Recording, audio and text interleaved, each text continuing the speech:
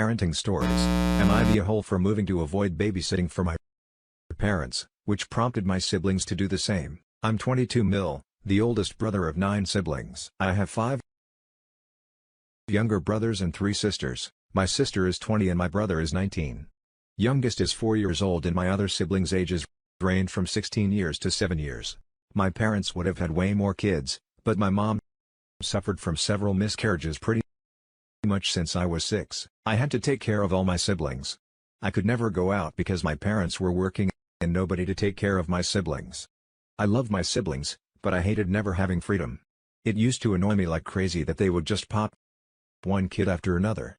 Our house wasn't that big, so everyone shared rooms.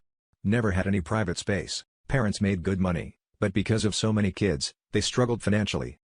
Years later, I found out the reason why they had so many kids. It's because they weren't using any protection at all. My mom said they didn't believe in using protection and any kids they had were because of God's will. If they didn't get pregnant, that was fine. If they did, it was because that was God's plan. I was so mad since I was the one also stuck taking care of all these kids because they're too stubborn to use protection since it's against their beliefs. When my mom got pregnant again with my youngest sibling, I waited till my 18th and moved out that day. Made sure I moved far, 1 hour away, so I had that excuse. When my sister turned 18, she begged me to let her live with me, and I said, sure. My bro did, too. Eventually, my sister has already moved out, but he's still there with me while we continue our college classes. They saw that I limited contact with my parents to avoid getting stuck babysitting, so they wanted it out, too. Now my younger bro who's 16, is spending more time at my place because he hates it at home. My parents are mad at me for dipping out on them, since that's made my other siblings not want to be responsible for the younger ones either. My dad told me, they're hurt. I turned my back on my family and have made my siblings do the same because I'm the older one. So I have the most influence on them. And ever since I left, they followed with the same attitude. A part of me does feel bad that they're having a hard time, but at the same time, I feel they brought that on themselves, just thinking they could have however many kids and expecting us all to just live with their actions. Just wondering if I'm the a-hole for how this all happened. Now for the top comments, not the a-hole. Tell them it was God's plan, not the a-hole. It sounds like your parents used you to parent your siblings. There is an actual term for this verification. There is obviously a spectrum to parent application of how much responsibility the child is expected to have. But it sounds like you know that what your parents expected from you was an unfair amount. You didn't choose to have those kids.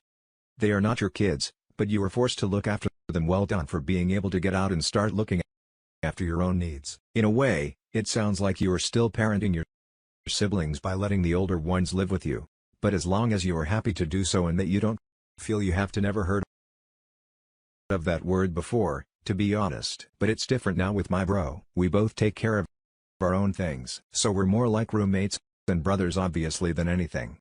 Not the a-hole you didn't choose to have all those kids. Your parents did. The younger children are their responsibility and not yours. End of story, not the a-hole. You didn't turn your back on your family. You are choosing to live your life and be a brother instead of a babysitter, and after all that is still letting 3 of his siblings live with him. That shows a very large capacity for kindness that I'm not sure I'd have in that situation. Could be living completely independently.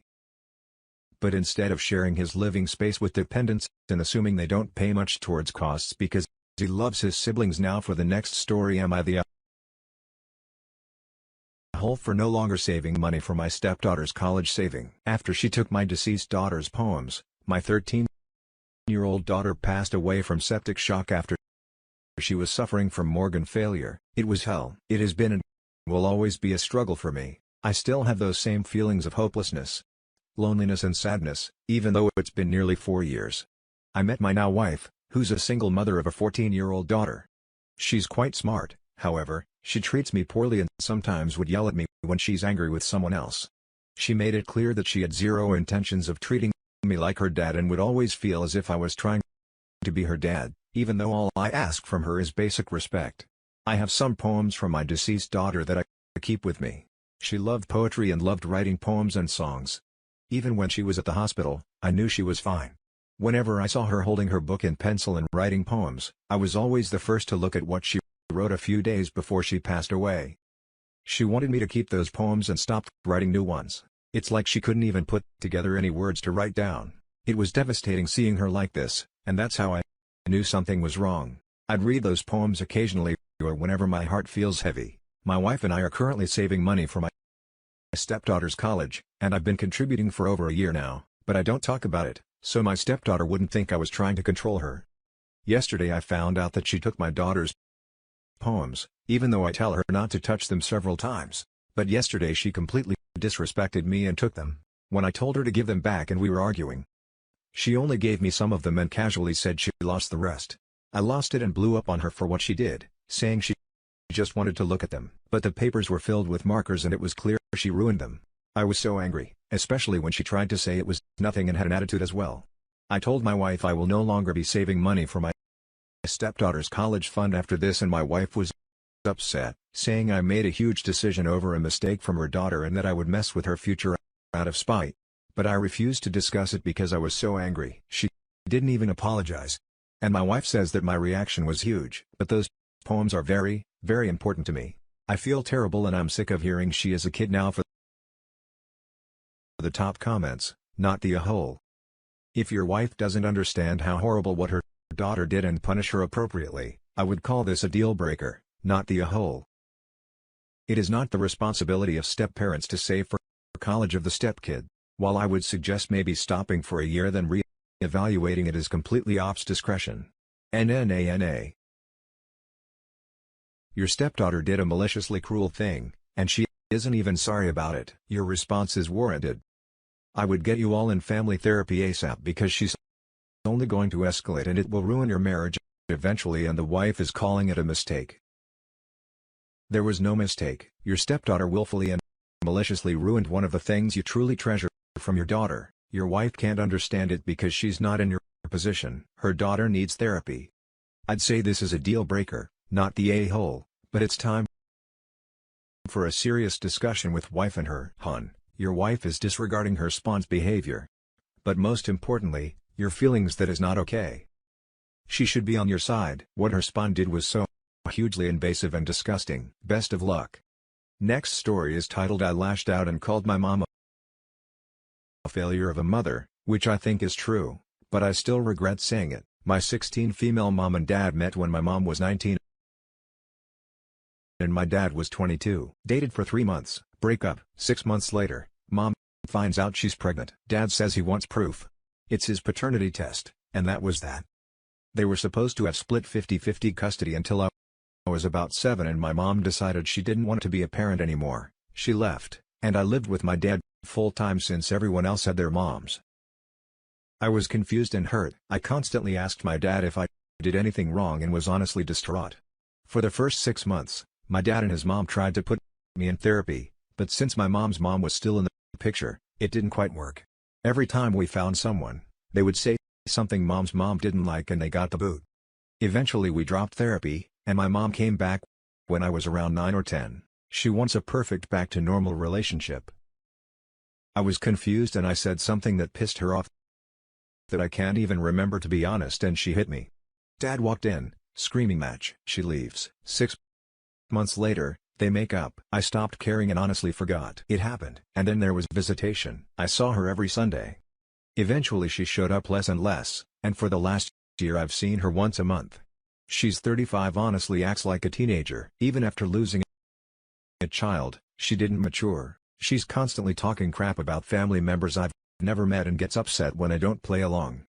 Today, she was complaining about her mother. Her mom got hit by a car a few years ago, and from what I understand, she wasn't the best. My mom was on a tirade, and at one point she said, I understand I'm not the best mother, but at least I never snorted lines of coke in front of my kids.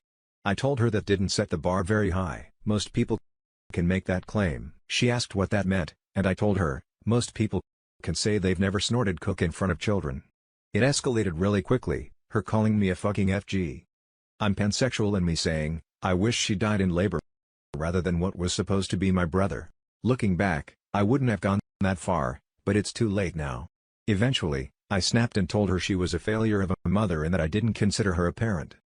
Apparently, that struck a nerve. I'm not sure why. Because that's definitely not the worst thing I said, but she started crying and told me to drive myself home. Since I hated her so much, I did end up driving myself home. I didn't feel bad at the time, but now I feel kind of guilty. She's confided in me before about her worst insecurity being failing as a parent. Now for the top comments, me saying, I wish she died in labor rather than what was supposed to be my brother. Eventually I snapped and told her she was a failure of a mother and that I didn't consider her a parent. Jesus, we pulling out the big guns. Most people already seem to help you, but I just want to point something out. She's confided in me before about her worst insecurity being failing as a parent. I don't think she cares about failing as a parent. I think she cares about people thinking she is a failure as a parent. Ding ding ding. You can apologize for peace of mind on your end if you'd like. Let's be clear, she was a failure of a mother, and you have every right to feel the way you do. She got upset because you told the truth. She sounds toxic, and I personally wouldn't keep her in my life, especially since she keeps walking out of yours. But that's your decision. I do suggest therapy because how she treated you sounds traumatic. The woman doesn't deserve an apology, period. However, some people like to keep things as cordial as possible, so OP can. If she wants to, however, she needs to cut off her mother. She's never won. To be honest, being a mom isn't just popping kids out. It's about being with them always. She wasn't. She's a horrible person, and don't bother about getting hurt. You spelled out what she did and you lived it while you were a child. That's way worse. Woman's poison. Now for the last story. Am I the a-hole for telling my mom? I don't give a crap. Her sister went missing when she wouldn't let me go to a job interview. My mom's sister went missing when she was 12 and my mom was 14. Because of that, she never gave me freedom and never lets me leave the house. I was homeschooled, and I'm forced to do online college against my will. I'm only allowed to leave the house to go grocery shopping with her, go to the library with her, and to go to a park near our house. If I want fresh air, her excuse. Whenever I say I've been in the house too long. I'm writing this on my cousin's old iPhone 6s since I'm not allowed to have a phone or any social media, and I'm using her Xfinity hotspot to do so. I'm 20. She's never let me work before. I so desperately want a job so I can move out and never speak to her again. I literally plan to move to a different state and change my name. I applied to a job on the library computer as a tutor for kids because I'm really good in school and I'm an education major, so it would be nice practice. I got a job interview and it's walking distance from my house. But the interview was in the corporate office, which is 20 minutes away. My cousin agreed to drive me there. She only lets me leave the house with my cousin, and only maybe twice a year she found out that the movie my cousin told her we were going to watch, Our Cover Story, wasn't playing that day, and she told me I couldn't leave the house with her ever again because we were lying about where we were going. I was so pissed because my interview was in an hour. I told her the truth that I'm going to a job interview and she blew up. She told me, I know I'm not allowed to work until I graduate, and after that she wants me to be an online school teacher and never move out, and that I can't go. I started crying, screaming, why? I can't have a job. And she said that I know because of her sister that she's traumatized of letting me out of her sight, and working isn't needed because she gives me a $20 allowance a month. I told her, I don't give a crap that her sister went missing, and she stopped talking and ran into a room bawling.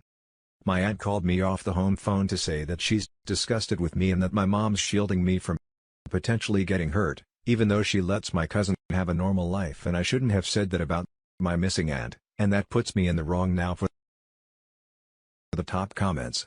Not the a-hole, but she can't stop you. If she tries, call the police. She's holding you against your will. Exactly. I don't know what country you live in, but in most, I hope all, but I truly don't know. It is illegal to hold you against your own will in your home. If you are an adult, her trauma does not excuse her behavior in any way and is frankly, downright abusive. At this point, you're not being protected from the world.